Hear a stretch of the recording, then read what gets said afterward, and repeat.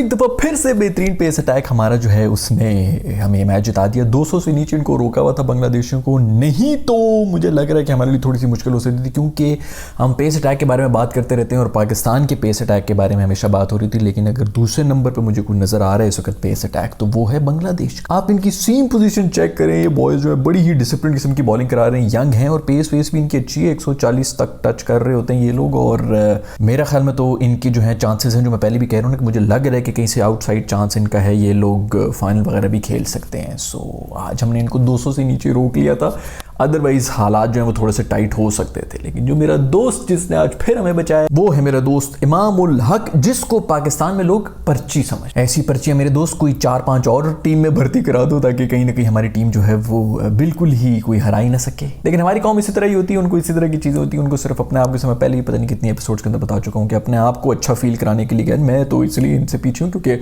वो उनके पास तो पर्ची है इसलिए वो आगे चले गए, नहीं तो मेरी भी तो बहुत काबिलियत थी और मैं बहुत आगे जा रहा था। सिर्फ अपने ऊपर ही देखो और किसी पे फोकस ना करो कि वो पर्ची वो किसका बेटा है। खैर हमारा जो पेस अटैक है वो कमाल यार, उसने हर टीम को ऑल आउट किया, नेपाल को भी ऑल आउट किया, इंडिया को भी ऑल आउट किया और अभी बांग्लादेश को भी ऑल आउट कर दिया। और आज इन्होंने ली है 9 विकेट्स, पिछली दफा ली थी 10 विकेट्स और आज इन्होंने फिर 9 लिए। बीच में एक इफ्ती ने आउट कर दिया, तो थोड़ा सा रंग में भंग डाल दिया, लेकिन शुक्र है कि किसी स्पिनर ने भी हमारी टीम में से जो है कुछ परफॉर्मेंस कर दी। और उसी के ऊपर मैं बात करना चाहूंगा कि यार Iftikhar is decent enough spinner, उसको हम क्यों नहीं यूज कर रहे हैं। आज वैसे जो बीच में एक लम्हा आया था जिसके ऊपर हमने फिर इनके कोई 60 के ऊपर 4 आउट किए हुए थे और फिर एक पार्टनरशिप हो गई थी 100 रन की, जिस तरह की इंडिया वाली भी हो गई थी 100 रन की। और उसके बीच में पता क्या फर्क क्या था तब और अब।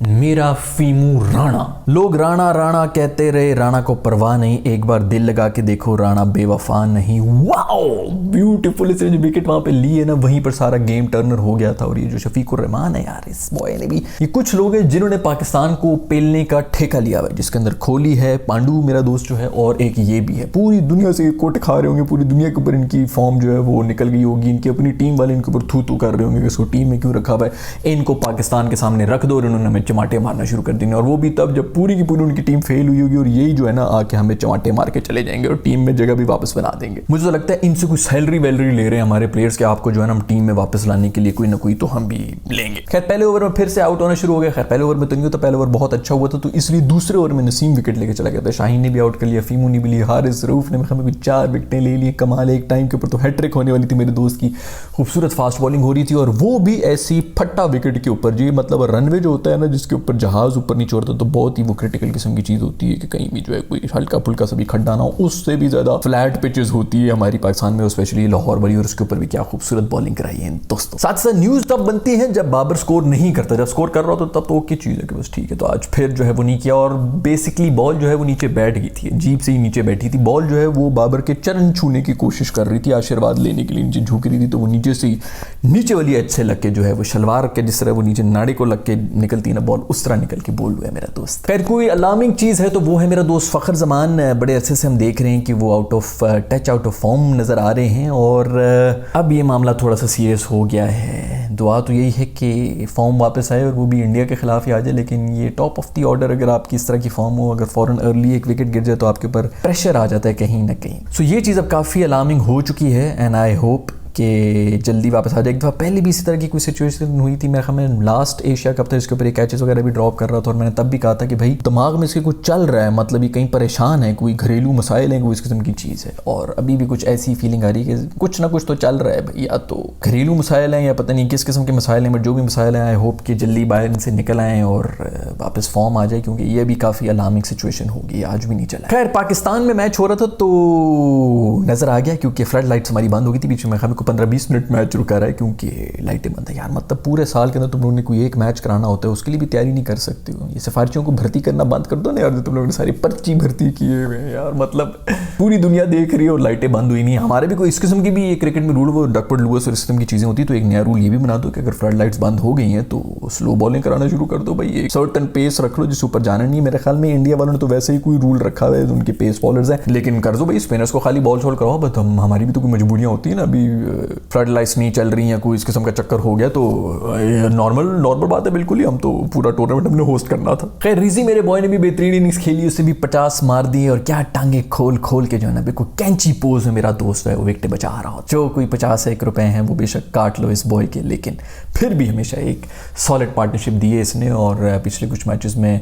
इतना नोटिस नहीं हो रहा लेकिन बड़ी बेहतरीन कंट्रीब्यूशन की इसने टीम के लिए। ये और बात है कि जो पिछला वो मैच था इंडिया वाला उसके अंदर निहायत थी एवरेज किस्म की कीपिंग हो रही थी, बार बार बटेरे बाहर गिर रहे थे हाथ में से। एक और बात मेरी जो ये वीडियो किसी तरह पीसीबी तक पहुंचा दी जाए और उनसे ये गुजारिश कर दी जाए कि हमारे जितना भी जो ये पेस अटैक है ना इनको कह दिया जाए कि भाई चौका जा रहा है तो जाने दो, ये बाउंड्री के ऊपर इतनी जान मारने की जरूरत नहीं। जो डाइवें मार रहे होते हैं, आज फिर इस दफा नसीम ने पता नहीं डाइव मारी है, वो उल्टा लेटा वो पल्सेटी खा के बाउंड्री के आधा इस तरफ आधी उस तरफ पड़ा रहा है और मेरी तो वहाँ पे जो है ना बिल्कुल दिल बैठ गया था क्योंकि कोई कंडीशन का उसको प्रॉब्लम शुरू हो गया। तो हमें राइट शोल्डर का जो उसका बॉलिंग आर्म है उसका कोई मसला हो गया था, बाहर गया उसके मैं को 15-20 मिनट के बाद कहीं जाके थोड़ी बहुत वार्म अप वगैरह हुई, मेरी भी जान में जान थोड़ी सांस में सांस है कि शुक्र है ये वापस अंदर आ रहा है। लेकिन मैं भाई ये एक अपील है, ये बेशक चीफ ऑफ आर्मी स्टाफ के साथ शेयर करें, जिधर भी जो भी रेलेवेंट लोग जो हैं जो कि डिसीजंस ले रहे हैं इस मुल्क के, उनके साथ ये शेयर कर दीजिए और उनको बता दीजिए कि यार जितने भी फास्ट बॉलर्स हैं इनको ये बोल दो कि जाने दो भाई, चौका जाने दे भाई, 1-2 रन जो तुम लोगों ने बचाने दे दो, खुद किक मार के बेशक चौका दे दिया करो लेकिन ये हरकतें मत करो,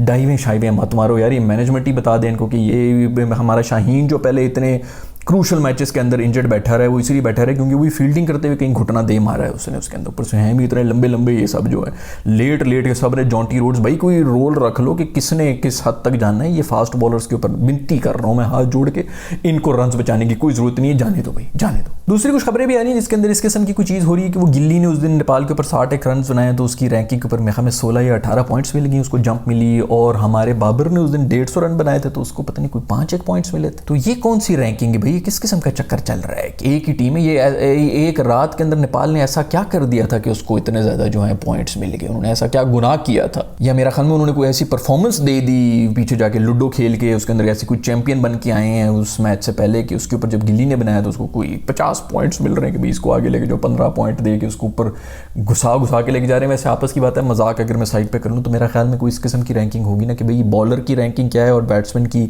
रैंकिंग क्या है। नंबर 1 बैटर जो है वो अगर 150 रैंक वाले बॉलर को छक्का मारेगा तो उसके शायद कम पॉइंट्स होंगे, लेकिन अगर नीचे रैंकिंग वाला कोई इसी को मारेगा तो उसके शायद थोड़े ज़्यादा पॉइंट्स हो जाएंगे।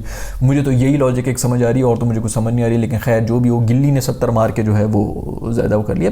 पॉइंट सिर्फ ये है कि यार चलो ठीक है, हमारे भी तो उसने 150 रन है ना, उसने भी 70 रन मारे होते और फिर इस तरह कंपेरिजन हो रहा तो फिर भी कुछ समझ आ रही थी। बट खैर यार जो भी चल रहा है बीसीसीआई जो कह रहा है जिस तरह कह रहा है बस उनकी मान लो वही ठीक है, बाकी सब गलत है। कोहली के लिए ये सैंड आर्ट ही बना हुआ था जिसके ऊपर गवादर में मेरे ख्याल में कोई लड़के हैं, इन्होंने शायद पहले भी कोई बनाया था कोई सैंड आर्ट इसी किस्म का और ये बड़ी कोई बेहतरीन वैसे सैंड आर्ट। और मेरा क्वेश्चन सिर्फ एक यही है मेरे इंडियन चाहने वालों से, क्या दोस्तों आप लोगों के उधर भी इस तरह पब्लिकली आप लोग बाबर के लिए कोई स्केच बना सकते हैं जिसको फिर आपकी आवाम भी सराहेगी जिस तरह पाकिस्तान के अंदर हो रहा था। जितने कोहली के शर्मा के, पता नहीं शर्मा के तो फैंस हैं कि नहीं, बट कम से कम कोहली के फैंस हैं इधर और हम लोग खुल के तारीफ भी कर रहे होते हैं, मजाक भी उड़ाते हैं, हंसते भी हैं ये वो, बट जो भी हो कम से कम हम मानते हैं कि यार ये कमाल के। और हमारे टीवी के ऊपर बैठ के हमारे तो माशाल्लाह लेजेंड्स भी जो हैं वो कोहली को सेलेक्ट कर रहे होते हैं अपनी ही लेजेंड्स के ऊपर, क्योंकि उनकी आपसी जो पॉलिटिक्स हैं वो भी चल रही थी। हमारे तो पॉलिटिशियंस हैं हम, बेसिकली हमारे खून के अंदर ये सब चीज़ें बची, हमारा सिर्फ इंटरेस्ट पॉलिटिक्स में ही होता है, एक दूसरे को नीचे करने के चक्कर में लगे होते हैं। बट जो भी हो, क्या इंडिया के अंदर इस तरह पब्लिकली लव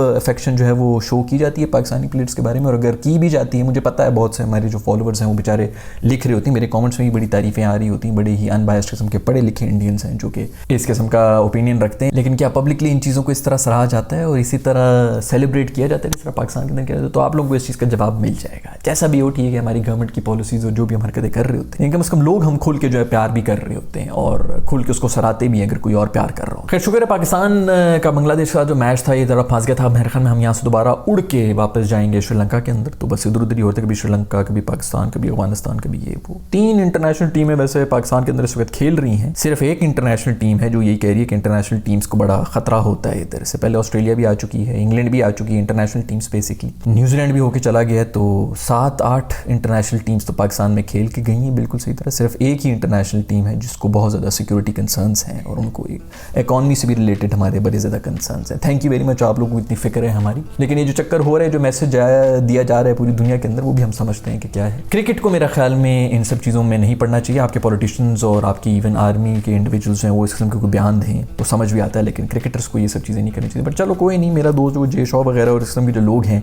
उन सब की भी अबू मेरा ख्याल में पॉलिटिशियन हैं, उनको सीट भी शायद जिस वजह से मिली भी होगी वो जिस गवर्नमेंट की नैरेटिव है वो उसी को बेचेंगे, तो वो दोस्त क्या कर सकते, इसी तरह करते रहेंगे। पर चलो खैर, नेक्स्ट वीडियो में आप लोग से मिलूंगा, उसके अंदर जो मैच हो रहा है, मेरा कल मैच हो रहा है, परसों मैच हो रहा है, जो भी, और उसके बारे में बात करेंगे। इंडिया का भी जो मैच है उसके बारे में बात करेंगे। अगर आप लोगों को वीडियो पसंद आई है तो लाइक की बटन को जरूर छू लें, और सब्सक्राइब नहीं किया वो तो सब्सक्राइब करके CB आर्मी का हिस्सा भी बन जाए। I'll see you in the next video.